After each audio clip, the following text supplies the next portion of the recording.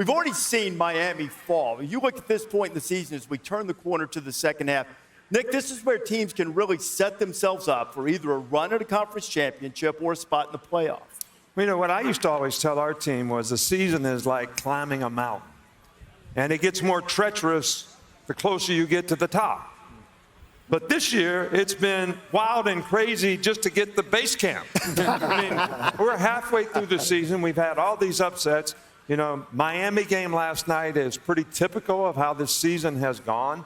So who has the resiliency to sustain with consistency and performance to finish the way you need to finish to get in the playoffs and make a run? So on that note, you talk about inconsistencies. There's been 7 teams now that are completely perfect in the Power 4 conferences. Started with 68. So now you're starting to look around like, who are the real teams? You think about Indiana. Just last week, they maybe have the biggest win of the season going into an incredibly difficult Autzen and getting to dub. Ohio State hasn't even been talked about. They're playing better this year now at this point than they have in the past. Texas Tech, BYU, you name it now, with Georgia Tech being the only undefeated in the ACC. Then you look at the SEC, they're all playing each other.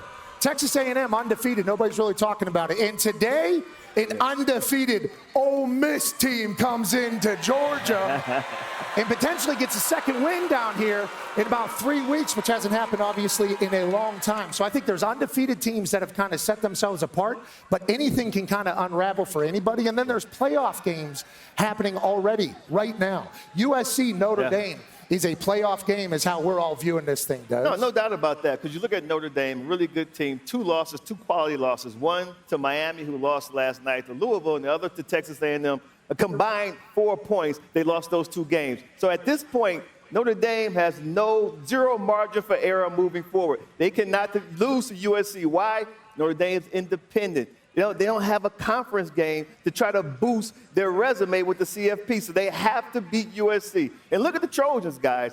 They come to South Bend off of a quality win at home against Michigan. But if they're able to travel up to South Bend and knock off the Fighting Irish, we're starting to look at them a little bit differently, too. So a lot at stake, USC versus Notre Dame. And I really look at that Big Ten. You have Indiana, Ohio State, Oregon, right? If you look down the road, who's potentially that 4th team? If the Big Ten's going to get 4 teams in. Nebraska, tough loss last night. We talked about Miami. Nebraska goes down. Washington, Michigan. Washington has an opportunity if they can win in Ann Arbor. You look at the rest of their schedule, they could be maybe that 4th team, and then the USC team that you mentioned taking on Notre Dame. And then the SEC, this is when the SEC starts to kind of cannibalize each other. 10 teams currently ranked. You have 3, you mentioned 5 ranked versus ranked. 3 of those are just in the SEC today. And 4 other ranked teams are on the road. So this is where the SEC, as deep as it is and as good as it is, they start beating each other up starting this weekend. And, to me, great competitors continue to challenge themselves regardless of the circumstance, whether they're winning on a hot streak. That's the Michael Jordans and the Tiger Woods. That's what they could do. Exactly. And that's what somebody's going to have to do this football season to be able to sustain the way they need to sustain to win a championship. You talk about competitive greatness. You say Michael Jordan and Kobe Bryant. Shohei Ohtani last night. I don't know if people are appreciating this guy, what he's doing. 10 strikeouts. He is ridiculous. 3 dingers. And you know what? He went 6 innings, 6 shutouts, in a championship. He looks like he's playing Little League. He's in the big league. People need to have the Shohei Ohtani mentality today if they want to make it to the college football playoffs. You know what? I was writing in this morning. Our friend Stanford Steve, all he wanted to talk about, they should check his bat. They should check his bat. Check his bat. They should move him off the plate. That's what they would do in the 80s and 90s. What else? What else would they do in the 90s? Really comfortable on the plate. But can you imagine if he was a football player? He'd be playing both ways. Yes. Oh, yeah. That's right. Travis Hunter. Big Travis Hunter. North Carolina and Cal late last night. The Tar Heels. Hey, look at this. Under 4 minutes going in for the lead. Oh, no. Nathan Leacock fumbled. That was the 3rd lost fumble of the night for Gio Lopez and the Heels. That's inches away from probably winning that game. That's heartbreaking. And once again, not a Belichick team, not a Belichick type thing to have a fumble that late.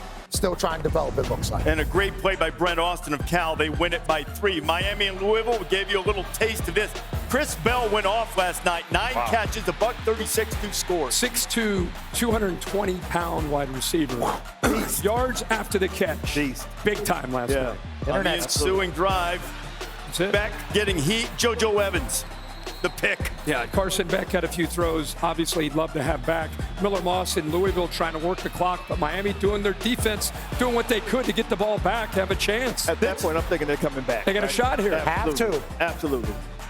And why not get it to Malachi Toney? He ran for a touchdown at over 100 yards receiving. He threw the 2-point conversion to draw Miami within 3. Now 36 seconds to go. Beck picked off by TJ Capers. Now my hotel room last night was next to Desmond. And I hear Desmond yell through the wall, that hit the ground. And then when he saw the replay, he said, wow, what a catch. And it was. By the way, they're already in field goal range there. First down, 2 timeouts. They were going for the tie. Louisville wins it by 3. Here's Mario Cristobal. When you play really good teams and you're playing conference football, the margins are really small. One-possession games reign supreme at this time of year. And if you give away plays, it's going to get you. And you know what? Tonight it got us. So lesson has to be learned, and we have to go do something about it. Talking about it ain't going to do anything. Well, you give a lot of credit to Jeff Brom, who's just made a living knocking off highly ranked teams. He's now 4-4 against top 5 opponents. His team unranked in all of those wins. Miami, long season, they had a stumble. It's the way it goes sometimes. Yeah, I mean, you're going to lose games, especially in conference play. But I think the thing that stood out, if you watch this game, Carson Beck, the 4 picks, it's one thing. Miami ran for 63 yards. We bragged all year about the line of scrimmage, the physicality, Mario Cristobal. That kind of football travels well. Friday night's tough at home. But when they can't run the ball, you put it all on Carson Beck and those receivers. Give Louisville credit. Instead of what's wrong with Miami, what's right with Jeff Brom in Louisville? Well, but in my opinion, Miami needed to lose. I used to tell our team all the time, when we played a game like that, we needed to lose because we need to learn from the things that we're not doing to create the habits we need to have to play winning football on a consistent basis.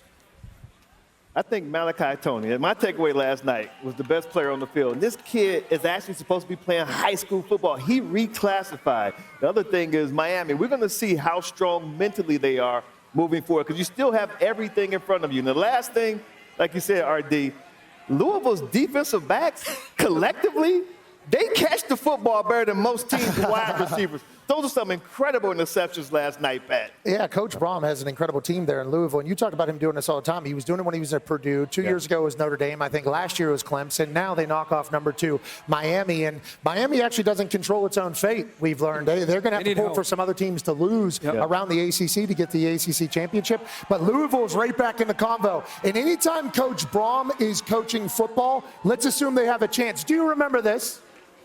Jeff Brom, how in the world are you starting this game tonight after taking that hit just 6 days ago? Well, let me answer that question by asking you 2 questions. One, is this or is this not the XFL? Yes, it is. 2, do I or do I not currently have a pulse? Yes, I do. Let's play football. Okay. They're going to be good, I think. And they've proven that, Rece. They certainly have. That was great. That is. At the DoorDash dashboard to play a little grab bag. And let's spin this wheel. This is going to be for all of us. So stop. Okay. All right. Who should be the next Penn State head coach, by the way, James Franklin, will join us. Exclusive conversation coming up in the 11 o'clock hour. I think Matt Rule's the obvious consideration. Okay. And if I had a wild card, I'd throw Matt Campbell from Iowa State on a wish list. I don't know if they can get him, but he'd be a great fit. So I would say you're Matt about to go Rule skiing over there. You got hiking up the mountain, just trying to keep I'm going with Manny Diaz. He was there as recently as 2022, 2023 as a defensive coordinator. He knows them culturally, operationally. I think Manny Diaz would be a guy they should come after. I mean, there's a lot of names. Obviously, we'd assume that they're trying to turn over every single stone. Absolutely. Hey, don't be scared about John Gruden maybe taking a job up there in Happy Valley. And on that note, when you talk about GOATs, this guy's name has been mentioned a lot, certainly on the internet, because of the amount of funds that Penn State has. Now, Coach, I don't want to hear it from you. Let's ask the boss, Miss Terry. Hey, Miss Terry, they offer $50 million a year. You guys going to coach at Happy Happy Valley? Look, Pat, I have no doubt if Nick wanted to go back to coaching, he could win his 8th national championship, but we're having too much fun, and we wouldn't want to take that opportunity away from all of our baby coaches like Kirby and Ray. Yeah, you're right. Too much fun. I haven't heard a number yet, Pat. Okay, well, 50 is not enough, it sounds like, but there is a number, Coach. A lot of Ferraris. There A lot is of a number. Ferraris. Mrs. Always Right has spoken. You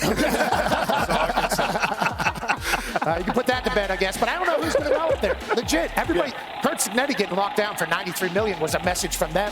We assume that's going to happen all over the country. Jimmy Sexton's trying to get millions of dollars for all his coaches right now as we speak. No Is this doubt. on me? No doubt. Stop. How many points will Wisconsin score versus Ohio State? Okay, so Illinois put some up last week. Yeah. Like, put some up. I think they were not happy about it. I think Matt Patricia was like, hey, we had a chance to be historic. They were averaging like 5 points a game going into last week. They're going to score 0 points today, I think. Maybe.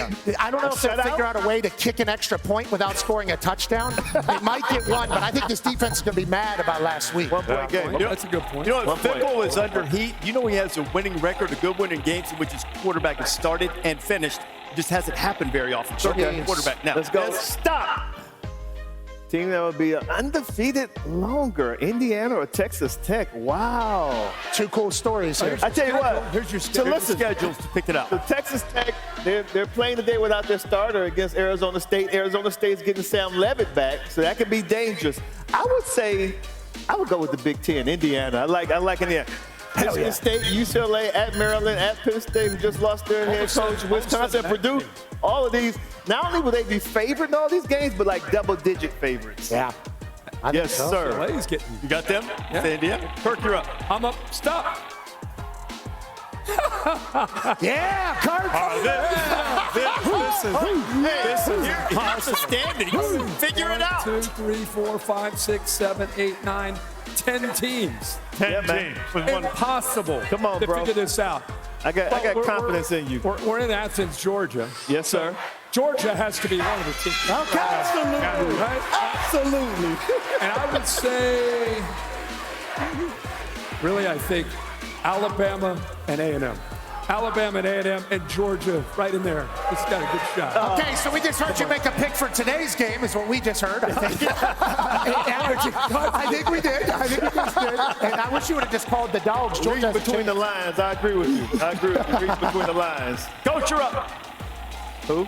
Stop. What a tough question for you. Most underrated. Ooh. Oh, most Underrated. You know, I actually think that having been at Alabama, you know, everybody always talks about the Iron Bowl. But really, the big game for a lot of our fans and players was the Alabama-Tennessee game that's going to happen tonight. Right. And it goes way back. And the reason for that was Coach Bear Bryant and General Neyland were so successful that it was always a big game back in the late 50s and 60s, and it became a big thing. And then the trainer started smoking cigars naked when they won the game in 1961. Naked So that smokes? became a tradition to smoke cigars. So I really do think one of the underrated rivalries is the Tennessee-Alabama game because people don't realize how much it means internally. Do you smoke stoves or you just chew on it? I just chew on it. Yeah, of course. Of course, that's cool. That's All right, here's the what we got last here? one for everybody and stop. Better dog. Juice Kiffin, very popular on social media, or is it Ugga?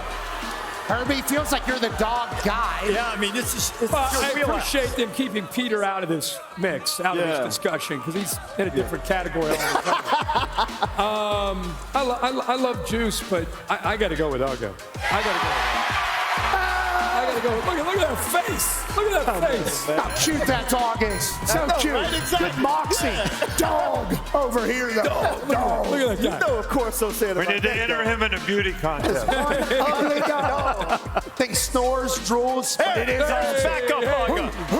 There's Ugga Jr. Wait, don't forget this. Brian Kelly and Clark Lee, same staff Notre Dame. Clark Lee was his defensive coordinator. Missouri's going on the road for the first time this season against Auburn. See anybody in trouble there? I think Oklahoma's an interesting team just because they're on the road. They're a run of really tough games. And South Carolina's not having a great year, but the way OU played defense last week, they've got to forget about who they're playing and just get back to being a good football team. Texas, can they keep their edge? That was an angry, desperate team last week and a must-win. Now they're getting a lot of this. Yeah, how are they going to handle that against Kentucky today? Yeah, but to me, all of these teams are playing on the road. And in the SEC, it's always difficult to play on the road. You know, OU struggled on offense last week. Arkansas can score points.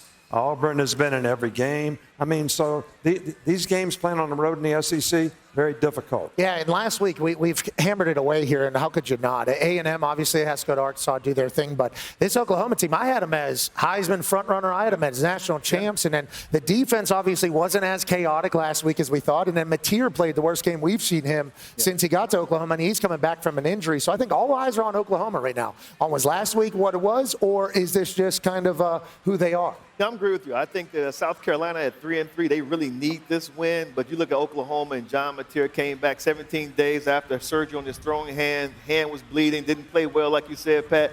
Let's see if this is going to be a bounce-back game for them, or will things just really start to spiral down? We hope not. They need to win today. Yes, they do. What they have coming up, they got to win today. Hey, don't sleep on that 3:30 game on ESPN. Bob Petrino riding again, a home game against Texas A&M. Take the over there. And take the over. And, you know, they've played in Arlington the last few years. It's a home game for the Razorbacks today. Right. So we'll see. 2013, last time they played that at Fayetteville. Tennessee hasn't fired up the celebratory stogie in Tuscaloosa since a 5 overtime win in 2003. Vols want to get that offense going and going fast. Tide has to try to find a way and get some help to slow that down. Well, you know, I think one of the things that is more difficult for Tennessee is playing on the road. I think the crowd can affect their ability to go fast. But when they go fast and you get an opportunity to go off the field on third down, you need to get off the field on third down, because when they can extend drives, that's when they become most effective. I think on the other side of the ball, because their defense can create some negative plays for the offense, you got to be very patient if you're Ty Simpson in terms of playing the next play.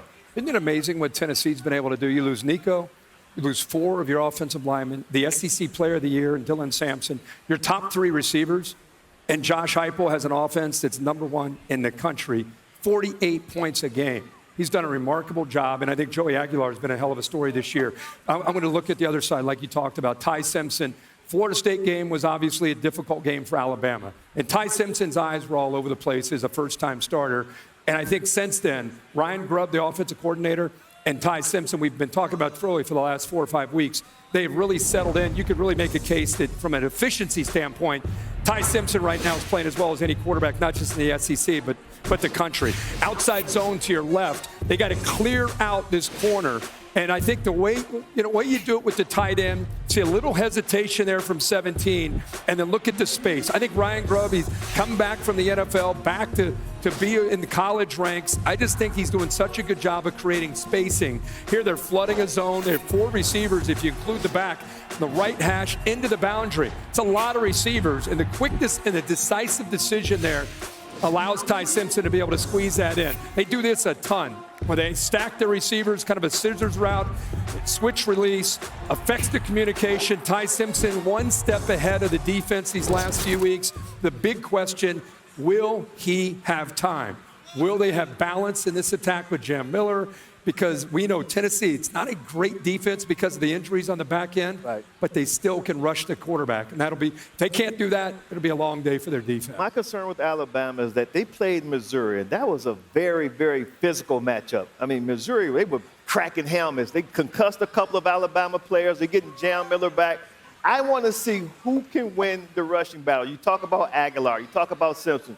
Great quarterbacks. They can throw the ball down the field vertical. But at the end of the day, and Nick Saban can tell you better than anybody, this matchup is going to come down to whoever can win the rushing battle. And I think that's going to be the team that's going to win the ball. You look at Heupel, you think, spread offense, they want to throw the ball over the yard. Heupel wants to run the ball just like Alabama. Whoever wins the rushing title will win this game. Tennessee's averaging 200 yards a game on the ground, to your point. Josh Heupel takes a lot of pride in that. But yes, sir. I think the run game also does something for you that's very difficult to do over there at Saban Field. They are currently tied for the longest home win streak in the country with 15 straight over there. And the way Ty Simpson has been, used to be 33 here. Don't want to talk about it. That changed. Used to be a couple weeks ago, Alabama goes in there and does that, and obviously built to win on the road. But in Saban field with Ty Simpson. If they're able to stop that run at Tennessee, which has been difficult, it looks like Alabama's going to continue that streak. And Kalen DeBoer, who was on his way out, put on a black hoodie. Now he's all the way to the top, it seems like. Good for him. Good for him, man. Doing a really good job, actually. Yes. But don't underestimate the fact that Tennessee is stubborn about running the ball, and you better stop it. Yeah. And Alabama's given up big plays on the ground, too. Even they stop, and then gash play. Right. Now, we've talked a little bit about the Big Ten this morning. We had a game last night where Nebraska went to Minnesota. PJ Fleck's team got a win. You got a Big Ten game on the board for us here, Big Fella? Yeah, not with teams in the top of the standings, though. When you look at Purdue, they're still looking for their first road win. Northwestern off that big win against Penn State. Maybe a couple too many pats on the back this week. Purdue, plus the points. What time is that game kick? 3 o'clock. I did have a noon game 2 weeks ago, and I took Clemson at Chapel Hill. So there we go. Now, Purdue and Northwestern there, those are the teams that the SEC always throws in and says, you guys got Purdue and Northwestern in your conference. We don't. That's what the SEC says. Purdue's getting hot, though. They got Indiana last game of the year. Watch that. I tell you, we talk about whether there's going to be a mid-tier in the Big Ten. Watch Washington today. Watch USC in a non-conference game today. Washington. See if Michigan can bounce back. Maybe it's them, too. You want this, you got that. No way.